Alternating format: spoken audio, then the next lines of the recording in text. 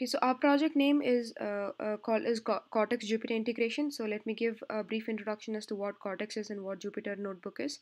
So Cortex is a high performance object storage, and Jupyter Notebook is actually a open source web tool that is used by researchers to combine software code and computational outputs and even markdown, etc. And it is basically used for all sorts of data science tasks, including data cleaning, transformation, and exploratory data analysis, and even model training. So let's see how to set this up. So as you can see, it's a very simple setup.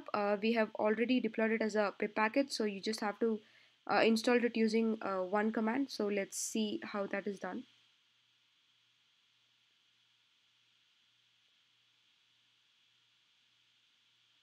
So as you can see that the latest version of this particular package is being installed into my machine.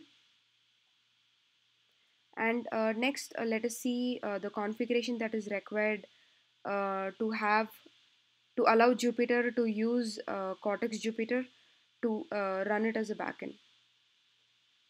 So this is the file, the Jupyter Notebook config.py is the file where we'll be adding the configuration. So as you can see, it is already existing in my machine. Uh, but if your machine doesn't have this particular file, you can have a Jupyter Notebook generated for you using this command.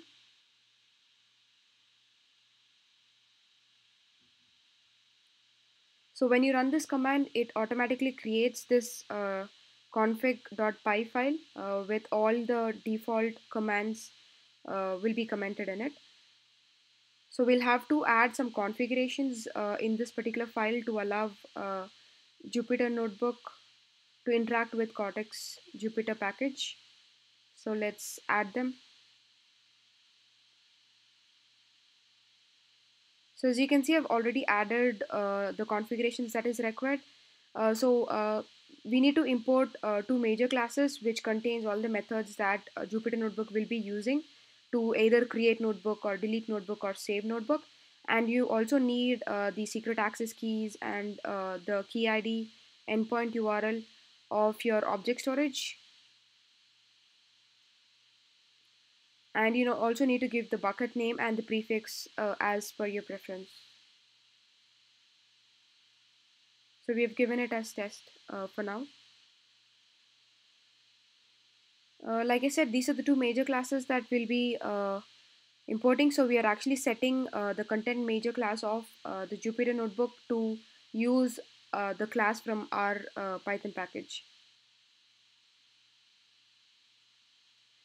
So we have implemented several methods to, like I said, create, delete, rename checkpoints, or even the notebook files, and revert to a particular checkpoint.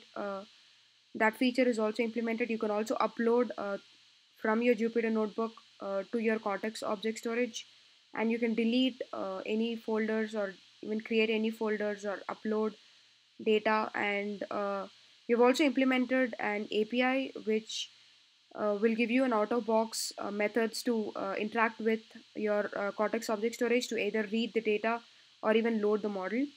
So let's now check Jupyter Notebook to see if it is actually fetching the file from our object storage.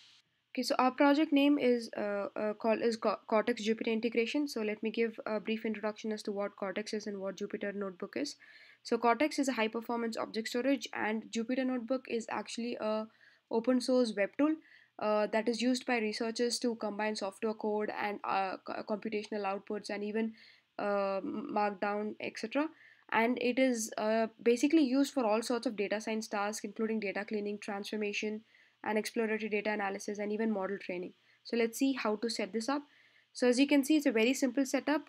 We have already deployed it as a pip package, so you just have to install it using one command. So let's see how that is done.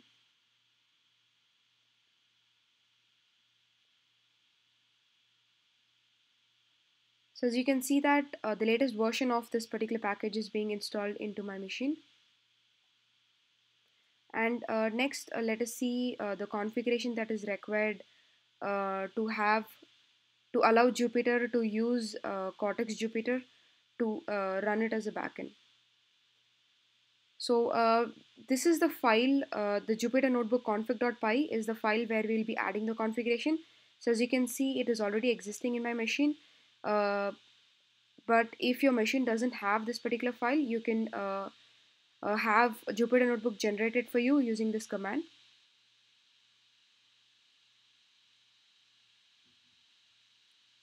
So when you run this command, it automatically creates this config.py file with all the default commands will be commented in it.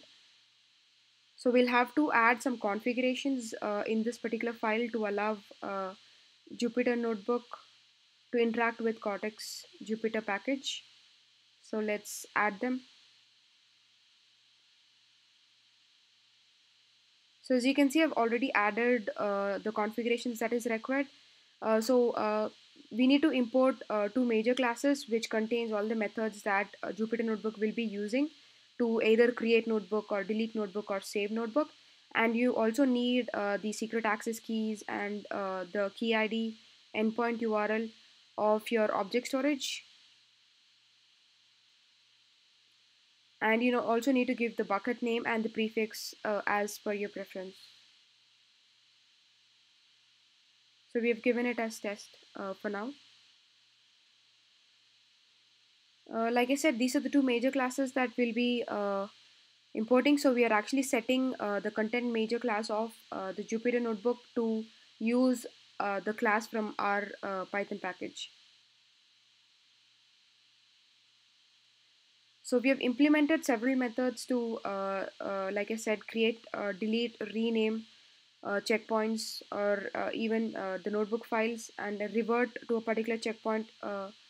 That feature is also implemented. You can also upload from your Jupyter Notebook to your Cortex object storage, and you can delete any folders or even create any folders or upload data. And we've also implemented an API which will give you an out-of-box methods to interact with your Cortex object storage to either read the data or even load the model. So let's now check Jupyter Notebook to see if it is actually fetching the file from our object storage.